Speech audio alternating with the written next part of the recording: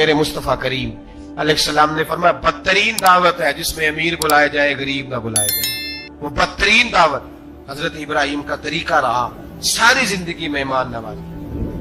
ایک وقت ایسا آیا کہ اللہ تعالیٰ نے حضرت ابراہیم کو بہت زیادہ مال عطا فرمایا، اتنے اونٹ گنے نہیں جاتے، گائیں اتنی زیادہ کہ شمار نہیں ہوتی، بکرے بکریاں اتنی زیادہ کہ شمار، بہت زیادہ مال اللہ نے عطا فرمایا۔ اور ابھی کچھ عرصہ پہلے آپ پیچھے جائیں نا تو جو لفظ مال تھا وہ روپے پہ تو بولا ہی نہیں جاتا، وہ جانوروں پہ بولا جاتا۔ بہت زیادہ مال اللہ نے دیا، بکریاں، گائیں، اونٹ، بیل، بڑا کچھ۔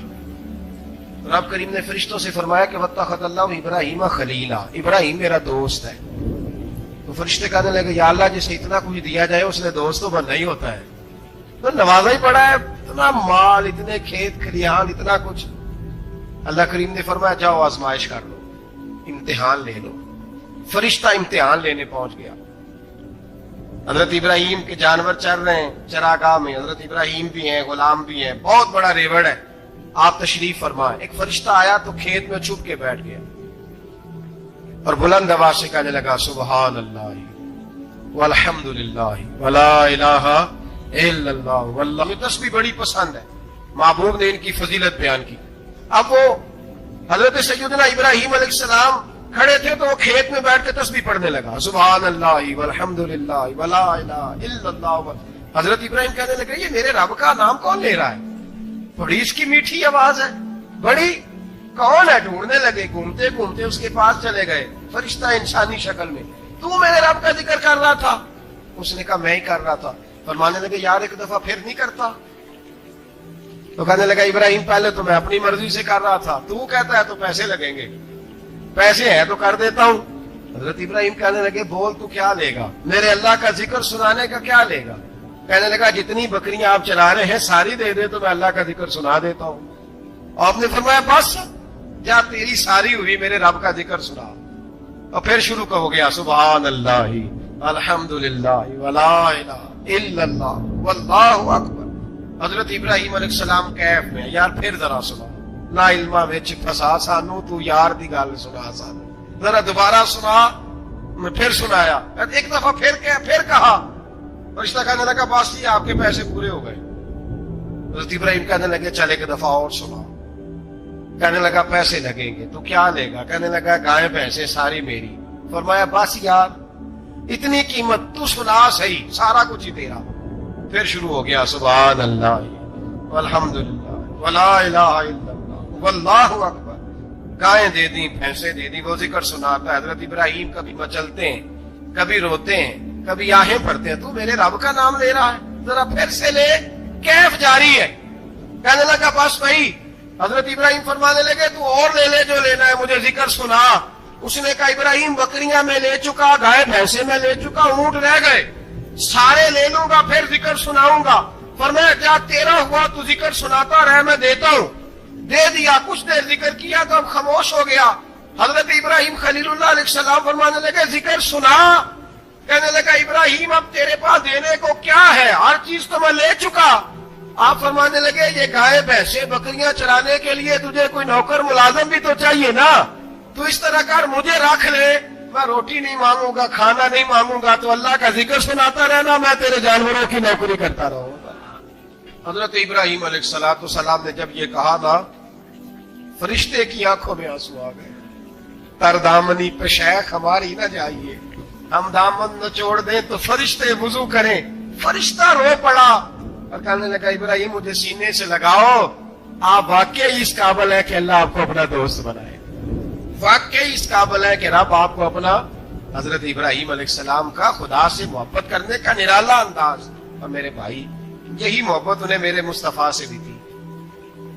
ایک نبی گھر بنا رہا ہے، دوسرا بنوا رہا ہے۔ حضرت اسماعیل علیہ السلام پتھر اٹھا کے لا رہے ہیں، جناب ابراہیم بنا رہے ہیں۔ جب خانہ کعبہ بن گیا تو کہنے لگے ربنا وابعث فیہم رسولا، اے اللہ اب اسے بسانے کے لیے اپنا آخری رسول بھی عطا فرما۔ نبی پاک فرماتے ہیں میں دعا ہوں حضرت ابراہیم کی، اور حضرت ابراہیم سے رب کریم نے فرمایا چل ابراہیم کوئی چیز دے، تو کہا یا اللہ تینوں ہی تیرے نام پہ قربان کرتا ہوں، تیری ہوئی ساری، ہر شے تیری۔ حضرت ابراہیم نے دین کے لیے، آپ شہر بابل کے قریب پیدا ہوئے تھے، وہاں سے مصر آئے، مصر سے فلسطین آئے، اور فلسطین سے آ کر کے کعبہ آباد فرمایا۔ زندگی سفروں میں گزری۔ سفر ایک تکلیف والی چیز ہے، پر حضرت ابراہیم نے وطن چھوڑ دیا، گھر چھوڑ دیا۔ جان بڑی عزیز ہوتی ہے، تو حضرت ابراہیم نے جب دین کے لیے نکلے تو جد و جہد کی، گھر کے اندر بھی گھر کے باہر بھی۔ آپ کے والد کا نام طارق ہے، وہ توحید پرست تھے، ایماندار تھے، پرہیزگار تھے۔ آپ کے چچا کا نام آزر ہے، وہ بت پرست تھے، بت بیچا کرتے تھے۔ حضرت سیدنا ابراہیم علیہ السلام جب میدان عمل میں نکلے تو حضرت ابراہیم علیہ السلام نے اپنے گھر سے جہاد شروع کیا۔ لڑنا پڑا، گھر کے اصولوں سے، چچا نے جو رواج بنائے ہوئے تھے اس رواج سے ٹکرائے۔ فرمایا میں اپنے گھر کے اندر یہ بت پرستی نہیں ہونے دیں گا۔ چچا کو ایک دفعہ نہیں، بار بار 100 دفعہ سمجھایا۔ آپ کا چچا بت بنا کے بیچا کرتا تھا۔ حضرت ابراہیم علیہ السلام تھوڑے بڑے ہوئے تو کہنے لگا کہ چلو میرے ساتھ، تم بھی بت بیچنے ہیں، ہمارا کاروبار ہے۔ حضرت ابراہیم ساتھ نکلے تو بت پکڑا ہے، گندے پانی کے اندر اس بت کو ڈبوتے ہیں، کہتے ہیں کسی نے خریدنا تو خرید لو، نہ یہ نفع دے سکتا ہے نہ نقصان دے سکتا ہے، جو اپنا آپ نہیں بچا سکتا تمہیں کیا بچائے گا، خریدنا ہے تو خرید لو۔ چچا کہنے لگا تو کاروبار چمکا رہا ہے کہ تباہ کر رہا ہے۔ گھر میں بڑے معاملات خراب ہوئے، جھگڑے ہوئے، لیکن حضرت ابراہیم علیہ السلام ایک منٹ کے لیے بھی اپنے گھر کے اندر بھی کمپرومائز کرنے کو تیار ہیں۔ یہ تھوڑا مشکل میں نے پہلو چھیڑ دیا ہے، یہ تھوڑا مشکل پہلو چھیڑ دیا ہے۔ بڑا سمجھدار آدمی ہے پر بیوی سے پردہ نہیں کرا سکتا، سیانا ہے، پنچایت کا بندہ ہے، جو اسے آپ کہیں گے وہ بات یہ سنائے گا، لیکن کہتا ہے نہیں جی میں نے کوشش کر لی ہے۔ اس قسم کی کوشش ہے صاحب، کیسے ہو گیا؟ حضرت ابراہیم علیہ السلام نے گھر کے اندر سے فرمایا نہیں کرنے دوں گا، گھر کے اندر بھی ٹکرائے۔ فرمایا تم جو بھی ہو، پاش پاش کیا چچا کے اصولوں کو، اور باہر جب نکلے تو صرف علاقے کے چیئرمین سے نہیں ٹکرائے، ایم پی ایم این اے وزیر مشیر سے نہیں ٹکرائے، سپر پاور نمرود دنیا کا واحد حکمران تھا اس وقت، دوسرا کوئی حکمران ہی نہیں تھا، اکیلے حکمران سے جا کر ٹکرائے۔ کوئی ساتھ فوج نہیں تھی، کوئی ساتھ ان کے طاقت بظاہر دنیا داری کی کوئی نہیں تھی، پر حضرت ابراہیم جا کے ٹکرائے۔ اور میرے رسول پاک صلی اللہ علیہ وسلم نے سند بیان کی، فرمایا افضل الجہاد کلمۃ الحق عند سلطان الجابر۔ فرمایا سب سے افضل جہاد یہ ہے کہ تو ظالم بادشاہ کے سامنے کھڑے ہو کے حق بات بیان کر دے، یہ سب سے بڑا جہاد ہے، یہ سب سے افضل الجہاد ہے کلمۃ الحق عند سلطان الجابر، سب سے بڑا جہاد۔ حضرت ابراہیم کھڑے ہو گئے، سپر پاور سے ٹکرائے۔ یہاں ہم لوگ حکمتوں کا شکار ہیں، دیکھیں گے، کریں گے، سوچیں گے، اور مولوی صاحب کو ویسے کہتے ہیں آپ پرہیز کریں سیاسی باتوں سے۔ بھئی اللہ کے ہر نبی نے جا کے وقت کے ظالم حکمران کو لتاڑا ہے، للکارا ہے، یہ تو مشن انبیاء ہے۔ حضرت سیدنا ابراہیم علیہ السلام نے اس کو جا کے کہا کہ تو جھوٹ بولتا ہے، تو جھوٹا ہے، تو خدائی کا دعویٰ کرتا ہے، تو بہت بڑا ظالم ہے، اور قرآن مجید نے اس ساری بات کو بیان فرمایا۔ حضرت ابراہیم علیہ السلام سے کہنے لگا میں رب ہوں، تو آپ نے فرمایا میرا رب تو وہ ہے جو زندہ کرتا اور مارتا ہے، تو پھر آپ حق بات بیان کریں گے تو اللہ مارے گا کہ بندہ مارے گا؟ کچھ بھی نہیں ہوتا، کیونکہ زندگی موت کس کے ہاتھ میں ہے؟ اللہ کے ہاتھ میں۔ زندگی موت اللہ، کچھ بھی نہیں ہوتا۔ انسان صحیح سمت کا تعین کرے اور صحیح چلے۔ حضرت علی شیر خدا سے کسی نے کہا تھا کہ آپ کے بڑی دشمنی ہے، کوئی محافظ رکھ لیں۔ آپ فرمانے لگے موت خود بہت بڑی محافظ ہے، وقت سے پہلے آتی ہی نہیں، بڑی محافظ ہے وقت سے پہلے۔ علامہ نورانی رحمت اللہ تعالیٰ علیہ کراچی جیسے شہر میں رہا کرتے تھے، جہاں گام پہ خطرہ تھا۔ لوگوں نے کہا حضرت اتنے بڑے لیڈر ہو، آپ کی جماعت کی 62 سیٹیں ہوئی قومی اسمبلی میں، ایک ایسا وقت بھی آیا تو کوئی ایک آدمی بندوق والا۔ آپ فرمانے لگے مجھے ضرورت ہی نہیں، اس لیے کہ جس خدا رسول کے لیے میں نکلا ہوں وہ خود ہی حفاظت کرنے والے ہیں، ضرورت نہیں ان چیزوں۔ تو بھائی حضرت ابراہیم ٹکرائے، اور آپ کا انداز کیا ہے؟ جا کے کہا کہ تو نہیں، خدا وہ ہے جو زندہ کرتا اور اس نے ایک بیوقوفوں جیسی دلیل دی. ایک آدمی کو کل پھانسی دینی تھی تو اس کو بلایا, کہنے لگا تجھے کب پھانسی ہے؟ اس نے کہا کل. کہنے لگا جا تجھے ذات کی زندگی دی, اس کو چھٹی دے دی. ایک عام آدمی بیچارہ بیٹھا تھا, اس کو پکڑ کے نا کہنے لگا اس کی گردن اڑا دو. کہنے لگا دیکھ لو میں بھی زندہ کرتا اور مارتا ہوں, وہ جو کل مرنے والا تھا میں نے زندہ کر دیا ہے, اور جس کو پتہ ہی نہیں تھا کہ میں نے مرنا ہے اسے پکڑ کے میں نے مار دیا ہے. یہ بیوقوفوں جیسی دلیل ہے. حضرت سیدنا ابراہیم علیہ السلام چاہتے تو اسی وقت دلیل توڑ دیتے کہ تو کیا بیوقوفوں جیسی بات کر رہا ہے, اگر تو زندگی دیتا ہے تو مرے ہوئے میں جان ڈال کے دے جس کو تو نے مارا ہے. لیکن حضرت ابراہیم نے دیکھا کہ بیوقوف ہے, بیوقوفوں سے بحث نہیں ہوتی, دلیل بدل لی جاتی ہے, ان کی عقل کے مطابق بات کی جاتی ہے. حضرت ابراہیم فرمانے لگے میرا رب وہ ہے جو سورج مشرق سے نکالتا ہے اور مغرب میں غروب کرتا ہے, تو اگر رب ہے تو مغرب سے نکال کے مشرق میں غروب کر. فبہت الذی کفر, کافر لاجواب ہو گیا, اس کے پاس اس چیز کا کوئی جواب نہیں تھا. علامہ اسماعیل حقی نے خوبصورت فقرہ لکھا ہے, خوبصورت جان ڈال دی ایک جملہ کہہ کے. حضرت سیدنا علامہ اسماعیل حقی رحمت اللہ علیہ فرمانے لگے چونکہ نمرود بیوقوفوں جیسی باتیں کر رہا تھا, اگر وہ یہ کہہ دیتا نا کہ میں سورج کو نکالتا ہوں مشرق سے, میں غروب کرتا ہوں معاذ اللہ مغرب میں نکالتا ہوں, تو آپ اپنے رب سے کہیے کہ وہ مغرب سے نکال کے مشرق میں غروب کرے. علامہ اسماعیل حقی فرماتے ہیں رب کریم کی آواز قدرت تھی, مالک حضرت ابراہیم علیہ السلام کے اس اگر وہ کہہ دیتا اور حضرت ابراہیم دعا کر دیتے تو رب کریم نے فرشتوں کو تیار بٹھایا ہوا تھا.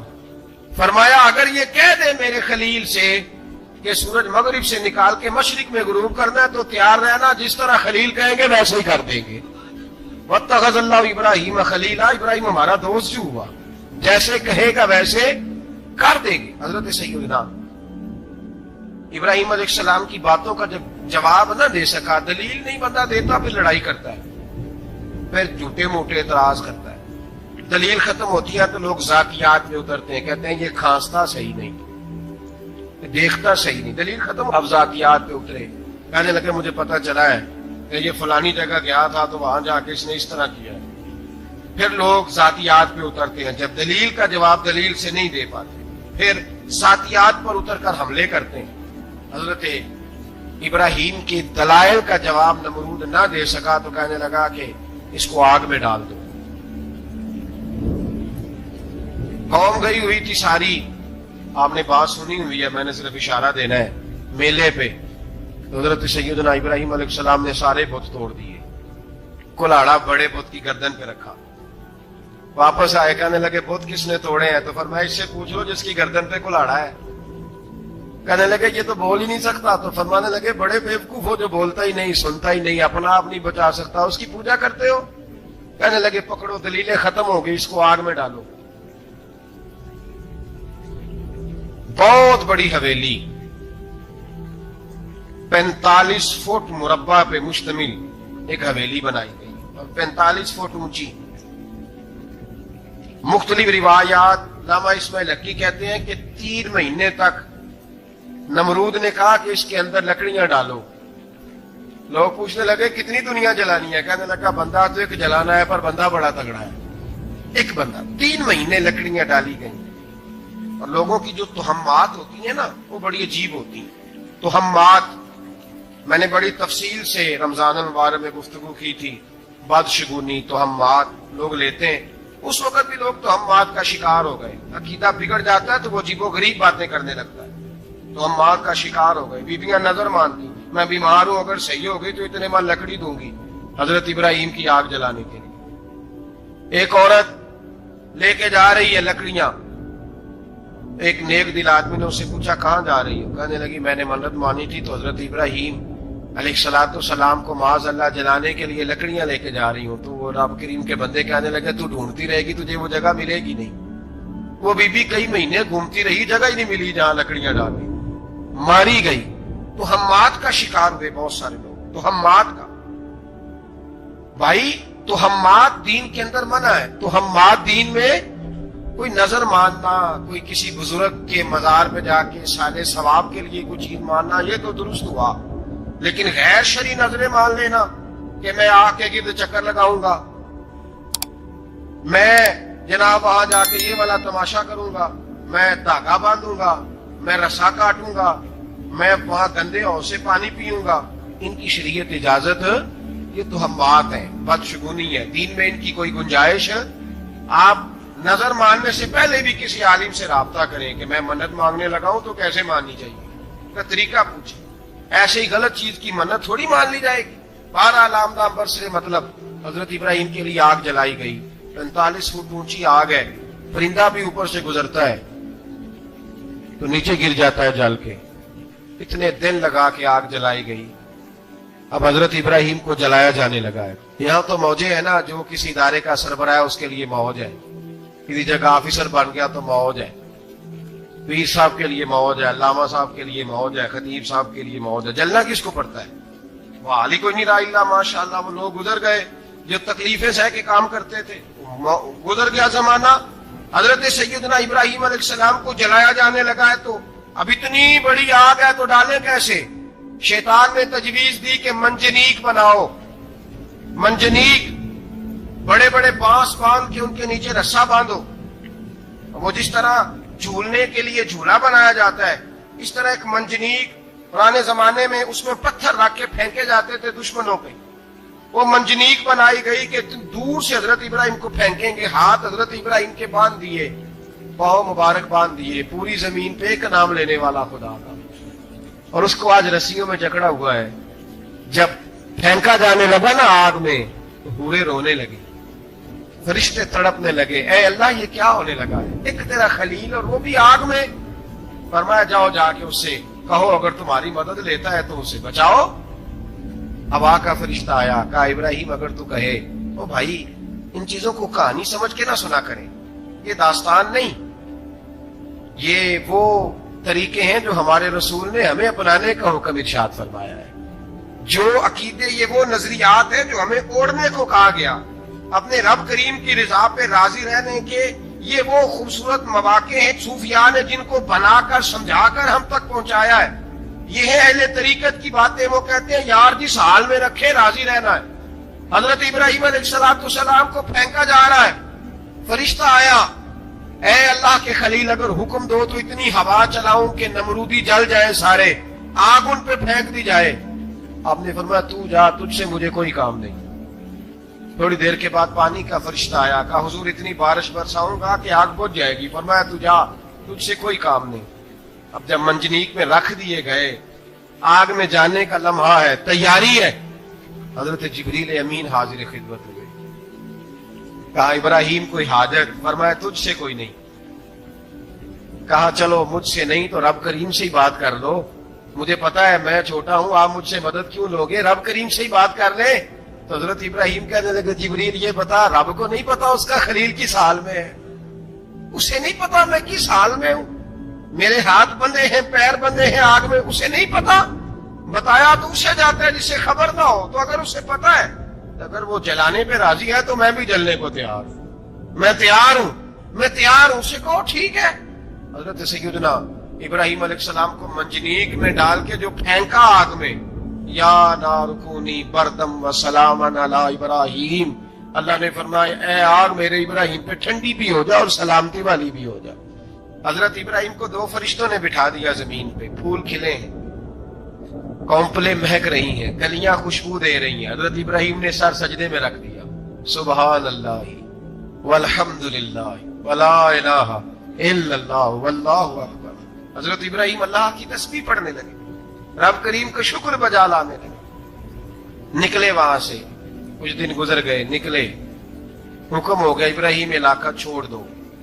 حضرت ابراہیم علیہ السلام وہاں سے نکل کے مصر آئے، چچا کے پاس ٹھہرے، انہوں نے اپنی بیٹی جناب سارہ کا نکاح کر دیا۔ کچھ آگے بڑھے تو ایک ظالم بادشاہ سے ٹکرائے، اس نے ایک شہزادی، ایک بادشاہ کی بیٹی قید کی ہوئی تھی، جناب ہاجرہ نام تھا، ان کو قید سے چھڑا کے ساتھ لائے۔ حضرت لوط علیہ السلام بھی ساتھ، یہ 4 لوگوں کا قافلہ چلا، فلسطین میں جا کے پڑاؤ ڈالا، گھر بار چھوڑا، تبلیغ شروع ہوئی۔ حضرت ابراہیم کے گھر میں 2 خواتین ہیں، ایک آپ کی بیوی ہیں، ایک حضرت ہاجرہ ہے، اولاد کوئی نہیں۔ बड़ा मेवा है मीठा। घर वही आबाद होता है जिसमें बच्चे रोते हैं, घर होता ही वो है जिसमें बच्चों की चंचनाहट होती है, भिन बनाहट होती है। हजरत इब्राहिम ने एक बच्चा रोते हुए देखा तो आंखों में आंसू आए, कहने लगे रब्बी हबली मिन अस्सालिहीन, या अल्लाह मुझे भी नेक औलाद अता कर। हजरत सारा ने सुन लिया, कहने लगी इब्राहिम शायद मेरे बतन से तो आपको नसीब नहीं, हाजरा से निकाह कर लो। नाबे हाजरा से निकाह हुआ। अल्लाह तो बड़ा बेनियाज है। रब करीम ने हजरत इस्माइल जैसा खूबसूरत बेटा अता फरमाया। बेटा काला स्याही हो तो सीने की ठंडक होता है, पर ये तो वो बेटा है जिसकी पेशानी में नूरे मुहम्मदी चमकता है सल्लल्लाहु अलैहि वसल्लम। हजरत सैयदना इस्माइल इतने खूबसूरत। अब जिस बीवी के यहाँ बेटा था, बैठना उठना भी ज्यादा उसके पास, आना जाना भी उसके पास, तवज्जो उधर हो गई। जनाबे सारा रश्क करने लगी। एक दिन कहने लगी इसे छोड़ आ जंगल में, बाद ये गैर जीजर मक्के के पास। भाई एक बेटा आलमे दीन बना लो। कहने लगा रोटी कहां से खाएगा? तेरे 5 बेटे हैं को हाफिज़े कुरान बना, कहते रोटी कहां से खाएगा? वो बच्चा भी कहता है मैं कहां से खाऊंगा। हजरत इब्राहिम अलैहिस्सलाम तो चंद महीने का बच्चा छोड़ आए, तो कहां से रोटी खाई हजरत इस्माइल ने? कहां से खाई उनकी अम्मा ने रोटी? भूखे मर जाते हैं ये सारे। मैं बड़ी जिम्मेदारी से कहा करता हूं कि जितनी खूबसूरत रोटी अल्लाह करीम दीन के खादिमों को अता करता है शायद किसी और के नसीब होती है, लेकिन हम लोग तवज्जो ही नहीं कर रहे। हमारा शौक ही नहीं बन रहा, हम ये मेहनत ही नहीं कर रहे कि कौम को मुस्तनद उलमा की जरूरत है। इलाकों के इलाके खाली हैं, इधर हमारा मिजाज ही नहीं बन रहा, तवज्जो ही नहीं दीन की खातर। और फिर चले बच्चे तो बात की बात है ना, जो अभी खुद जवान है वो भी तो ये दुआ। एक साहब मुझे कहने लगे मैं दुआ मांग रहा हूं अल्लाह मुझे बेटा दे तो मैं उसे दीन पे लगाऊंगा। तो मैंने कहा आप भी बूढ़े नहीं हुए, आप खुद ही लग जाए। बेटा तो अभी आएगा तो लगेगा ना, तो आप तो इस वक्त है तो आप तो पहले लगे ना साहब। 2 घंटे तो निकाल के आए, दीन सीखने को काफी है। आप इतनी लंबी सोच रहे हैं कि बच्चा आएगा तो बड़ा होगा तो वो जाएगा तो देखी जाएगी। अभी तो आप हैं तो आप तो आओ। हजरत इब्राहिम ने बच्चा वहां छोड़ा। यहां से जो उमरा करने लोग जाते हैं ना, जो हज करने जाते हैं, उनको पता है कि वहां दुनिया की हर नेमत मिलती है, फिर भी डबल ट्रिपल पैसे लोग जेबों में डाल के जाते हैं। हजरत इब्राहिम जब वहां लेके गए तो कोई इंसान नहीं था, पानी का कतरा नहीं था, 2 किलो खजूर, एक मशकीजा। बीवी को थमाया। हमारे घर में हजारों चीजें पड़ी हैं, लेकिन वो जो तवक्कुल है ना वो खत्म हो गया है। अल्लाह देगा, हलाल हलाल पे कनात करे, जायज जायज पे भरोसा करे, रब करीम अता करने वाला है, वो मिजाज खत्म हो गया। हजरत सैयदना इब्राहिम अलैहिस्सलाम 2 किलो खजूरें, एक मिशकीजा पानी का दे करके और वहां बिठाया आपने अपने बच्चे को और अपनी ज़ौजा जनाबे हाजरा को, और बिठा करके ये वापस पलटने लगे तो हजरत हाजरा सलामुल्लाह अलैहा ने आवाज दी, कहा इब्राहिम किसके सहारे पे छोड़ के जा रहे हैं? जहां पे जमजम का कुआं है ना, जो लोग गए हैं इन्होंने सफा मरवा की सही की है, सफा मरवा से बाहर निकले ना, सरकार की विलादत का मकाम है, उस जगह पे आपे जमजम का कुआं था, वहां हजरत सैयदना हाजरा को बिठाया। कोई चीज नहीं, कोई दरख्त नहीं, कोई खेत नहीं, कोई पानी नहीं, कोई कुआं नहीं, वहां बिठाया और बिठा करके निकलने लगे तो जनाबे हाजरा फरमाने लगी इब्राहिम किसके सहारे पे छोड़ के जा रहे हो? कहने लगे अल्लाह के सहारे पे। तो पाकबाज बीबी ने एक लफ्ज पूछा, कहा इब्राहिम ये मेरे रब का हुक्म है, ये मेरे बस जिनका अकीदा तौहीद मजबूत हो उनके लिए एक जुमला काफी होता है, ये मेरे अल्लाह का हुक्म है? तो जनाब इब्राहिम अलैहिस्सलाम फरमाने लगे हाजरा हाँ रब का हुक्म है। जब ये लफ्ज कहे तो चाहिए था ना हजरत इब्राहिम तसल्ली देते, तो बीबी साहबा तसल्ली देने लगी, अर्ज करने लगी इब्राहिम अगर अल्लाह का हुक्म है तो फिर आप हमारी फिक्र ना करना, अगर ये रब का हुक्म है तो फिर हमारी फिक्र ना करना, जिस रब ने हमें यहां तक पहुंचाया है वो हमें कभी भी जाया नहीं फरमाएगा, फिर फिक्र ना करना। हजरत इब्राहिम आ गए, बात आपने सुनी हुई है, इशारा करना मकसूद है। 13 साल में चले मान भी लिया जाए बाज रिवायात की रोशनी में कि आते जाते भी रहे, लेकिन मुकम्मल देखभाल अपने बच्चे की परवरिश में पूरा हजरत इब्राहिम अलैहिस्सलाम का किरदार, सारा किरदार माँ का था। मैं जब खवातीन के बारे में कोई बात करता हूं तो मैं आपको अक्सर कहता हूं कि ये सिर्फ बीवी के लिए हुक्म नहीं होता, ये ट्रेनिंग बेटी को देनी है और बहन को देनी है। یہ تربیت کریں اپنے گھر میں. میں تجربے کی روشنی میں یہ بات عرض کیا کرتا ہوں کہ بھائی بچے باپ کے فرما بردار اس وقت ہوتے ہیں جب اماں انہیں باپ کا فرما بردار کرتی ہیں، اور بچے باپ کے نافرمان بھی تب ہوتے ہیں جب اماں انہیں باپ کا. میں نے اپنے کانوں سے سنا ایک دفعہ ایک بچہ اپنے باپ سے کہہ رہا ہے آپ نے تو ساری زندگی باہر گزار دی، پیسے کمانا کون سا مشکل کام ہے، دکھ سکھ تو سارے اماں نے برداشت کیے، اسکولوں میں وہ جاتی تھی، فلانا کام وہ کرتی تھی، فلانا کام. اب یہ سوچ اس کی ذاتی تو نہیں، یہ اس کو دی گئی ہے. اور اگر اس کو یہ سوچ دے دی جائے کہ اماں کہے کہ میں تو اپنوں میں رہی ساری زندگی، میں نے تو اپنوں میں وقت گزارا، اور تیرا باپ تو کئی دفعہ جنازے بھی نہیں پڑھ سکا، نے تو ماں باپ ایسے دفن کر دیے، وہ اگر یہ سوچ فراہم کرے تو پھر بچہ باپ کا فرما بردار ہوتا ہے. اور یہ والی روایتیں ہم بیوی کو سناتے ہیں، حالانکہ کس کو سنانی چاہیے؟ بولیے. بہن اور بیٹی کو، بہن اور بیٹی کو سنائیں یہ باتیں، ان کو سمجھائیں تاکہ آگے جا کے وہ جو گھر ترتیب دیں وہ گھر بڑا عمدہ اور نکھرا ہوا ہو. حضرت سیدنا ابراہیم 13 سال کے بعد آئے، چونکہ گھر میں اللہ تبارک و تعالیٰ کی دوستی کا چرچا تھا، اللہ تبارک و تعالیٰ کی محبوبیت کا غلبہ تھا. 13 سال کے بعد فلما بالغ معہ سعیا، بیٹا جب اتنا بڑا ہوا کہ ساتھ چلنے لگا تو حضرت ابراہیم نے اپنے بیٹے کو بلا کے کہا بیٹا مجھے خواب آئی ہے، میں تجھے ذبح کر رہا ہوں، تیری کیا رضا ہے؟ حضرت اسماعیل کہنے لگے یا ابت افعل ما تؤمر، ابا جی اللہ جیسے حکم دیتا ہے میرے ساتھ ویسے ہی کریں، جیسے اللہ حکم دیتا ہے ویسے ہی، بولیے، ویسے ہی کریں. حضرت حاجرہ کو کہا کہ ایک دوست نے دعوت کی ہے تو وہاں جا رہے ہیں. بی بی مطمئن ہے، تفصیلات کی ضرورت نہیں، ختم بات، اعتبار ہے، مطمئن ہو گئی. شیطان پیچھے سے آیا اماں کے پاس، ذرا تھوڑی دیر کے لیے تصور جمائیے، یہاں تو پڑوسن آ کے کوئی بات بتا دیتی ہے خاوند کے بارے میں تو کئی مہینے جھگڑا جاری رہتا ہے، پڑوسن محلے دار. شیطان نے آ کے بتایا لفظ کیا ہے؟ کہا حضرات تمہیں پتا ہے کہاں جا رہے ہیں؟ کہا دوست کی دعوت میں. تو کہنے لگے دوست کون ہے؟ رب کریم. اور ابراہیم کا خیال ہے کہ اس رب نے مجھے حکم دیا ہے کہ میں ذبح کروں.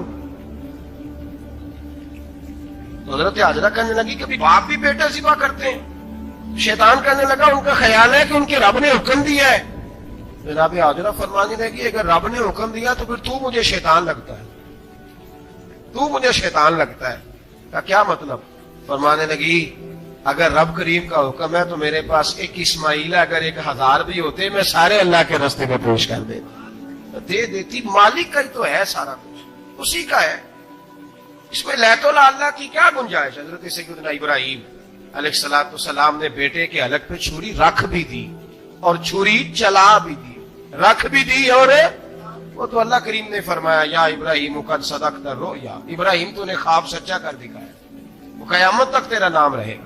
حضرت ابراہیم نے وطن بھی دیا، جان بھی دی، بیٹا بھی. اللہ کریم نے دمبے دیے، فرمایا یہ فدیہ ہے. اب یہ قربانی قیامت تک حضرت ابراہیم کے طریقے کے مطابق جاری ہے. حضرت ابراہیم بہت بڑے مہمان نواز تھے، بہت بڑے.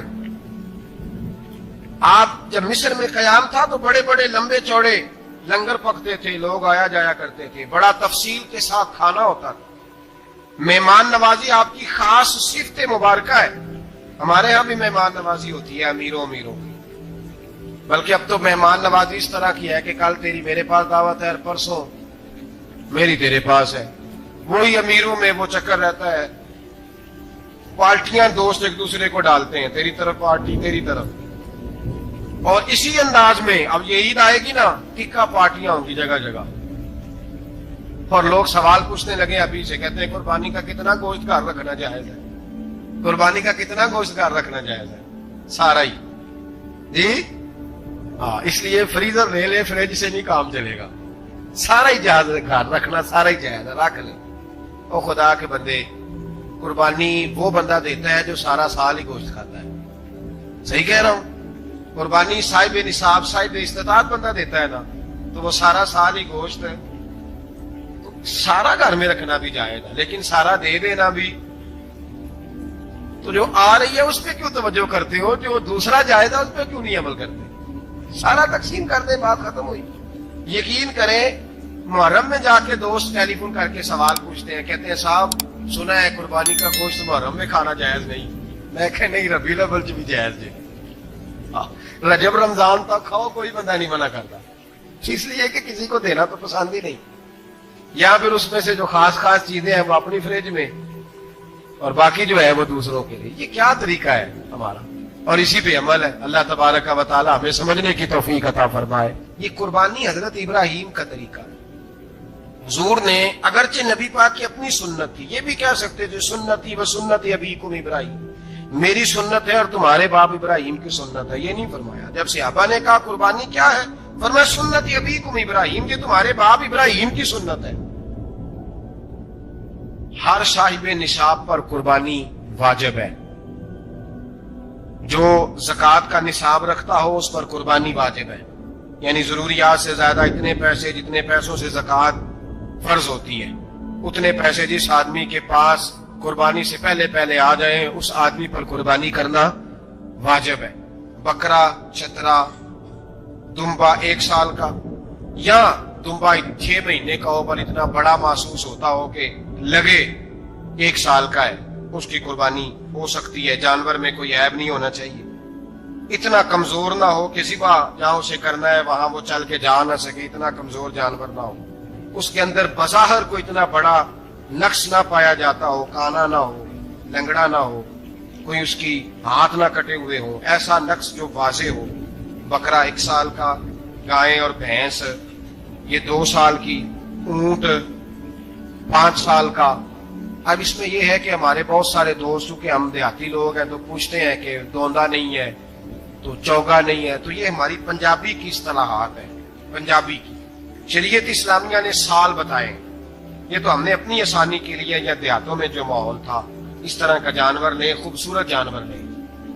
جو نصاب ہے وہ بھی میں نے آپ کو بتایا, لیکن ایک اور پہلو بھی ہے. نبی پاک صلی اللہ علیہ وسلم پہ زکوٰۃ کبھی فرض نہیں ہوئی, کبھی حضور پہ زکوٰۃ فرض نہیں ہوئی. نبی پاک صلی اللہ علیہ وسلم کے پاس اتنا سرمایہ کبھی اکٹھا ہوا ہی نہیں کہ زکوٰۃ فرض ہو. لیکن نبی پاک کے صحابہ فرماتے ہیں کہ مدینے کے 10 سالوں میں اللہ کے رسول نے ہر سال قربانی فرمائی ہے, ہر سال قربانی دی. اور جس سال حضور حج کرنے گئے اس سال اللہ کے نبی نے 63 اونٹ ذبح فرمائے.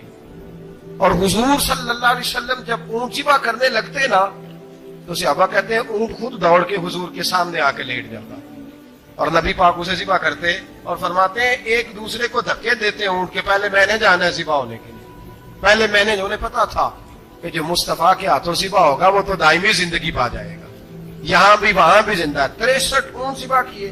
ایک اونٹ میں کتنی قربانیاں ہوتی ہیں؟ 7. اب 63 کو 7 سے ضرب دو گے تو کتنی بنے گی؟ اور پھر نبی پاک صلی اللہ علیہ وسلم نے 10 سال مدینہ منورہ میں قربانی دی, ہر سال. اب وہ 63 اونٹ, ایک اونٹ میں 7 قربانیاں, 8 سال جہاں قربانی. اور مولا علی شیر خدا فرماتے ہیں نبی پاک 2 قربانیاں دیتے. میں نے کہا حضور 2 جانور ذبح کر رہے ہیں آپ, تو حضور نے فرمایا ایک میری طرف سے, ایک میری امت کی طرف سے, غریبوں کی طرف سے. اور حضرت علی کو حضور نے وصیت فرمائی تو 2 دیا کرے گا.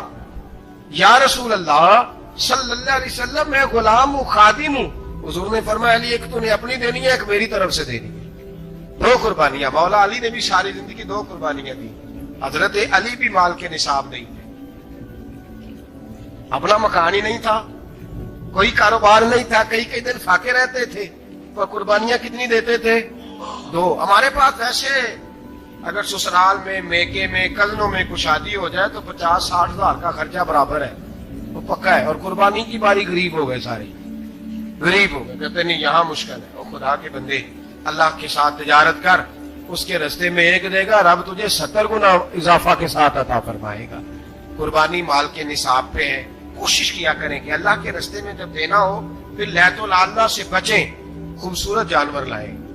جن کو اللہ نے توفیق دی ہے ان کے لیے نصیحت ہے, جن کو اللہ نے توفیق دی. میں نے اپنے حضرت صاحب کو دیکھا ہے, وہ کہتے تھے کئی جانور اللہ نے بڑا نوازا ہے. کہتے ایک میرا ہے, ایک میرے ماں کا, ایک میرے باپ کا ہے, ایک میرے فلاں استاد صاحب کا, ایک میرے پیر صاحب کا ہے. یہ جانور غوث اعظم جیلانی کا نام کا دے رہا ہوں. اور پھر ایک بڑا خوبصورت جانور بندھا ہوتا اور حضرت خود ان کو چارہ ڈال رہے ہوتے. تو حضور یہ کیا ہے؟ فرمانے لگے یہ میں رسول اللہ کے نام پہ قربان کروں. یہ نبی پاک کے نام پر قربان کیا جائے گا. جن کو اللہ نے حیثیت دی ہے وہ کوشش کریں اپنے محبوب کی طرف سے بھی قربانی کریں. نبی پاک کے نام کی قربانی دے, خوبصورت سا جانور پیارا, پھر اس کی خدمت ہو, پھر اس کی قربانی دی جائے اور نبی پاک کے نام پر قربانی دی جائے. حضور نے خود وصیت فرمائی حضرت ابو بکر صدیق کو, قربانی بڑا حسین عمل ہے. اور میرے نبی پاک صلی اللہ علیہ وسلم نے ناراضگی بھی فرمائی. ذرا خوگر حمد سے تھوڑا سا گلا بھی سن لے. میرے حبیب نے فرمایا جو طاقت کے باوجود قربانی نہ کرے وہ ہماری عیدگاہ میں عید کی نماز پڑھنے نہ آئے, وہ نہ آئے. اور یا رسول اللہ جو کرے گا, فرمایا قربانی کے جانور کا خون کا قطرہ بعد میں زمین پہ گرے گا, اللہ اس کے سارے گناہ پہلے معاف فرما دے گا, اللہ اس کے سارے گناہوں کو بخشے گا.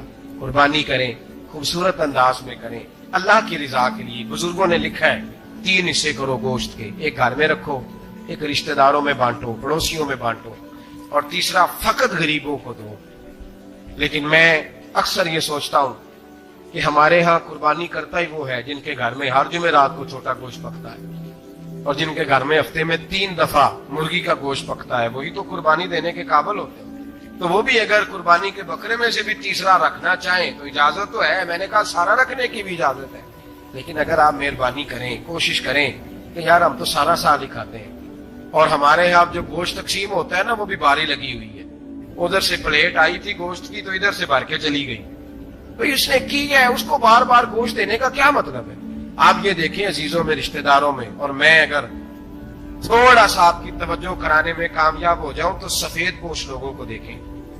کچھ سفید پوش ہیں, سفید پوش جن کے اوپر قرضے ہیں, بیماریوں نے جکڑ لیا ہے, گھر میں بڑے بڑے سخت مریض آ گئے ہیں. سفید پوش پہلے دیا کرتے تھے. آپ ان سے پوچھتے ہیں صاحب قربانی, تو بات کو ٹالتے ہیں. وہ کہتے ہیں سوچ رہا ہوں کوئی حصہ ڈال جائے. پردہ پوشی کرتے ہیں, کہتے ہیں کہیں حصہ رکھا ہوا, پردہ پوش. اکثر وہ لوگ قربانی نہیں دے پاتے. اکثر دیا کرتے تھے, اب نہیں دے پا رہے. کیوں؟ اس لیے کہ مشکلات ایسی آ گئی. ان لوگوں کا خیال کریں, ان کے گھروں تک گوشت پہنچا کے آئیں.